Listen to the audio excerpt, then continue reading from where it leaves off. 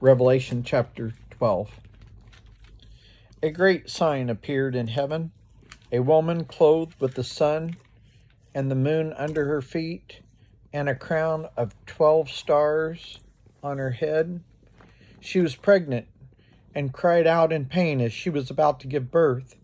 Then another sign appeared in heaven, an enormous red dragon with 7 heads and 10 horns and 7 crowns on his heads. Its tail swept a third of the stars out of the sky and flung them to the earth. The dragon stood in front of the woman who was about to give birth so that it might devour her child the moment he was born. She gave birth to a son, a male child, who will rule the nations with an iron scepter.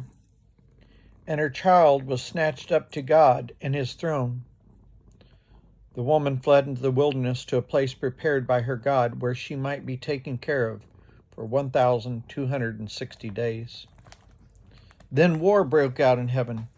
Michael and his angels fought against the dragon, and the dragon and his angels fought back. But he was not strong enough, and they lost their place in heaven. The great dragon was hurled down, that ancient serpent called the devil or Satan, who leads the whole world astray. He was hurled to the earth, and his angels with him. Then I heard a loud voice in heaven say, "Now have come the salvation and power and the kingdom of our God and the authority of his Messiah. For the accuser of our brothers and sisters, who accuses them before our God day and night, has been hurled down. They triumphed over him by the blood of the Lamb and by the word of their testimony. They did not love their lives so much as to shrink from death. Therefore rejoice, you heavens, and you who dwell on them. But woe to the earth and the sea, because the devil has gone down to you.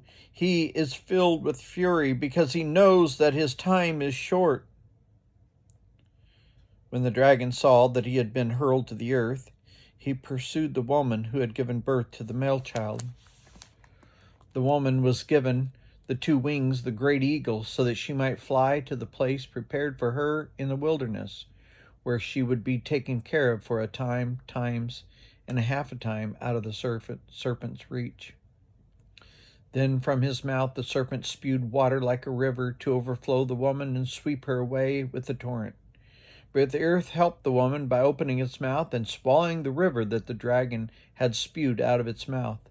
Then the dragon was enraged at the woman and went off to wage war against the rest of her offspring, those who keep God's commands and hold fast to the testimony about Jesus.